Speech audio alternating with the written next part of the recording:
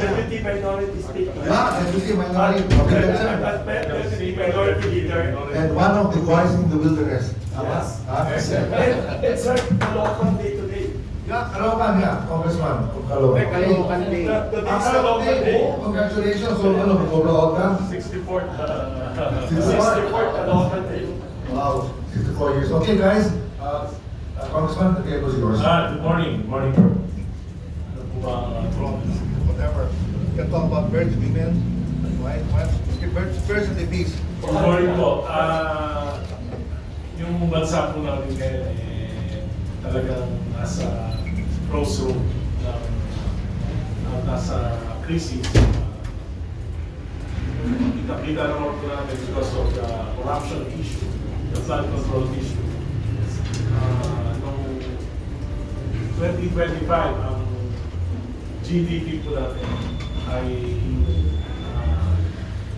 4.4%, which is way below the target of 5.7%. Just because of the last quarter, the third quarter was about 3.9%, at the fourth quarter, 3%. Ito po lahat ay dala ng pinakamalaking korupsyon na nangyara sa kasaysayan ng ating bansa. The greatest heist in the history of national budget and infrastructure sa ating bansa. For the first 3 years of the Marcos administration, 2023, 2024, and 2025, 1.45 trillion po yung insertions, diversions, at amendments na karamihan po ay napunta sa mga ghost flood control projects, sa mga substandard projects, sa mga proyekto na talaga namang pinagkakitaan lang. For example, yung Cat's Eye, makikita yung maliwanag sa mga highway, yung railing sa mga highway, at pati na po yung mga solar lamps na nakikita nyo sa mga highway. Ito po ay sa dahilan ng 2023, mga 300 billion po sa national budget ay pinalitan. 300 billion pinalitan. Yung mga matitinong mga proyekto na pinag-aralan ng mga ahensya ay napunta po sa mga anomalyang proyekto. Noong 2024 po, 500 billion yung nawala sa President's budget. Yung mga matitinong proyekto tulad ng ating mga foreign assisted projects tulad ng Metro Subway, tulad ng PNR Elevated Railway, lahat po ng budget cover dyan ay tinanggal, inilipat sa unprogram appropriations at pinalitan ng mga maanumalyang proyekto. 2025 po, 473 billion po yung inalis sa national budget, pinalitan ng mga maanumalyang proyekto. Kauna-unahan sa kasaysayan ng Pilipinas na may ganito pong kalaking insertions, diversions, and amendments sa national budget. Ang national budget po ay napakasaklat.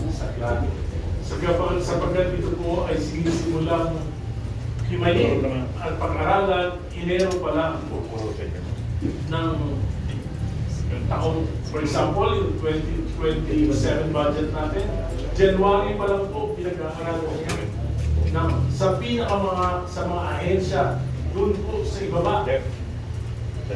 Pagkatapos po, dinadala yan sa mga regional offices, dinadala yan sa mga national offices. Pagkatapos sa kaya pa lang yan, dadali sa DBM, at aaprobahan ng kabinete, aaprobahan ng presidente. Pagkatapos po pag-aralan, dadalhin sa Kongreso. Pagdating sa Kongreso, ano nangyari? 2020, pinalitan lahat. 2024, pinalitan lahat ng mga importanteng proyekto. 2025, pinalitan lahat ng mga importanteng proyekto ang ipinalit. Yung pong mga proyekto na malaki ang kickback na halos wala nang ginagawa. Pinag-fiestahan po ng Marcos administration ang national budget for the last 3 years. At yan po ang nangyari, bagsak ang GDP from 5.7% target, 4.4 po ngayong 2025. At dahil dyan sa mga investigasyon na nangyari, mga knee-jerk reactions ng gobyerno, ano po nangyari? Hanggang ngayon po, wala pong public spending sapagkat walang bidding sa infrastructure.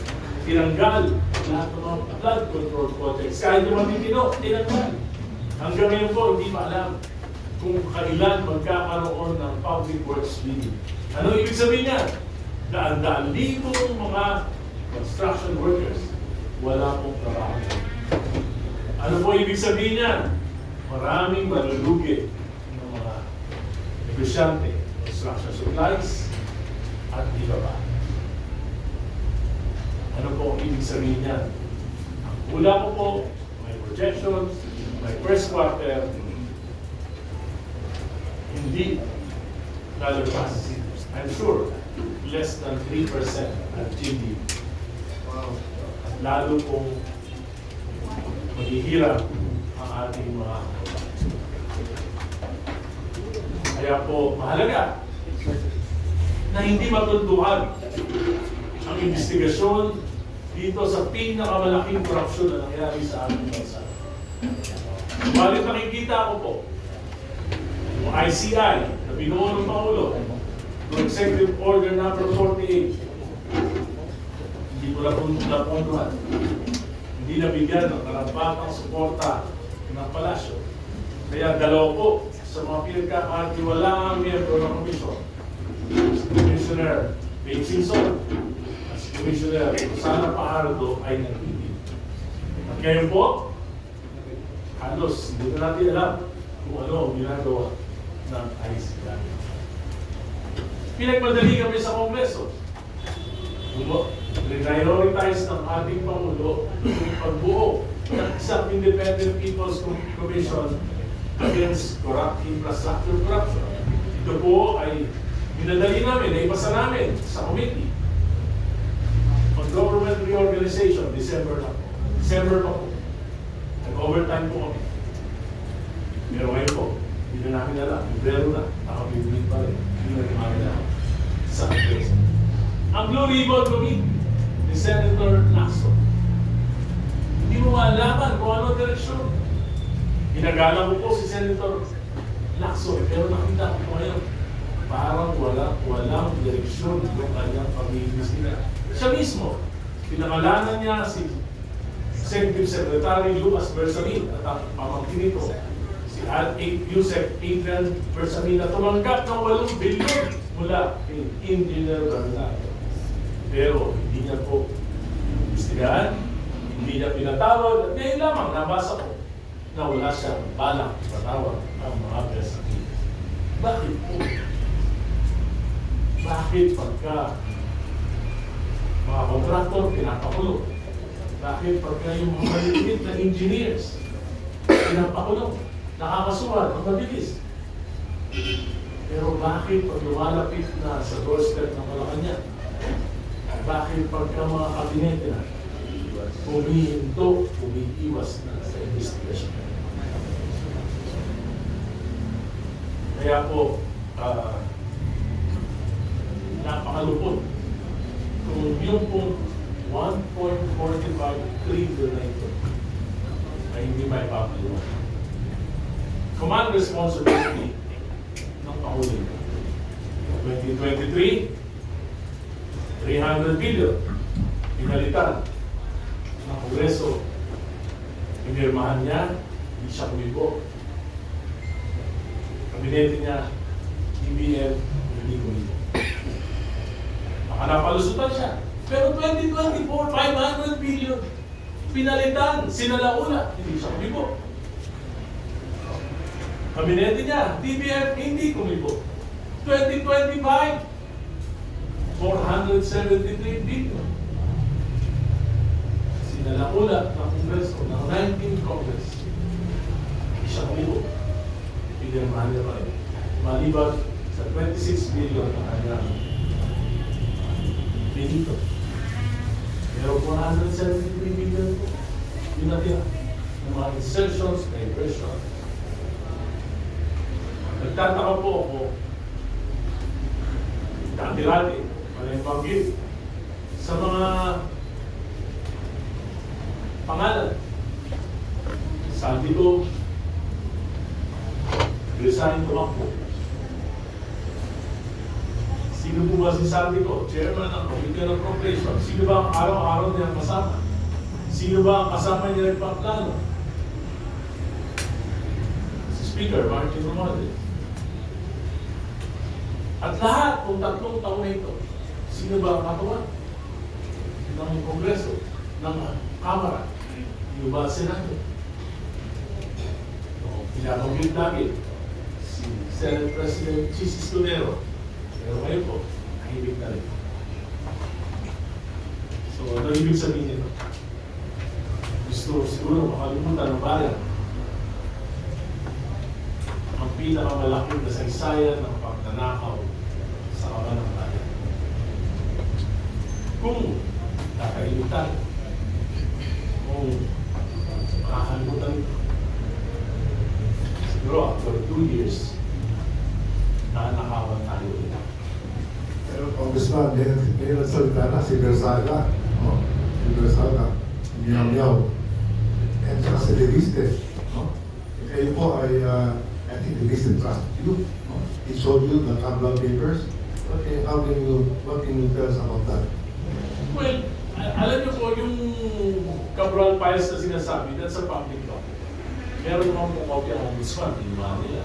So, alam niyo po, yung simple lang yan, napakasimple. Kung gusto imbestigahan ng gobyerno, 2023, 2024, 2025 national budget, ikumpara lang nila yung National Expenditure Program na sinabit ng DBM sa Kamara. Tapos ikumpara doon sa GAA, makikita niyo na po yung mga insertions, diversions, at mga amendments. Pagkatapos po, lahat ng mga proyekto, alam niyo lang kung sino yung mga naging contractor, alam niyo na. Sino yung mga naging contractor, yung mga contractors.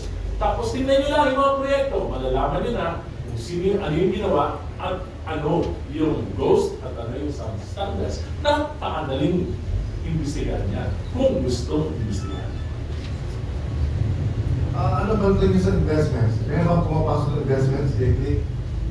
Alam mo po, nung panahon ni Pinoy, nung malis po siya, yun po yung pinakamalaking foreign investments. $7 billion yung inflow ng investments. Sa pagkaraan po ng 6 na taon ni Pangulong Duterte at 3 taon ni President BBM na wipe out po lahat ito. $7 billion.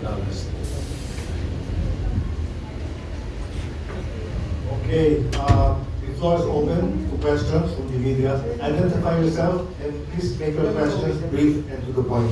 Yes, please. Identify yourself. RD Peralta, Manila Times. Ano lang ito mo lang, sa eskwela lang ba itong nangyayari? Kasi sabi mo, dapat sa presidente, dapat naman nagulat. Yan, wala nangyayari. Sa eskwela lang ba? Para sa akin, ayaw nila malaman ang katotohanan. Kasi kung gusto nila malaman ang katotohanan, magiging masusi kung yung investigation. Ba't talagang may ano dito si Michael? Siya talaga? Sabi ko po, lalo yung sinasabi, kaya na sinabi ko rin na 23, 24, 25 budget, sinalauna, siya military. So it's either complicity or a question of confidence. Wilson, any questions? Yes. Ano reaction nyo? Headline ngayon sa mga diaryo, sabi niyo yung Senate Durable Committee, hindi daw kayo imbitahin for the investigation. Na chismis lang daw yung sinasabi nyo. Well, hindi mo chismis kasi yung 5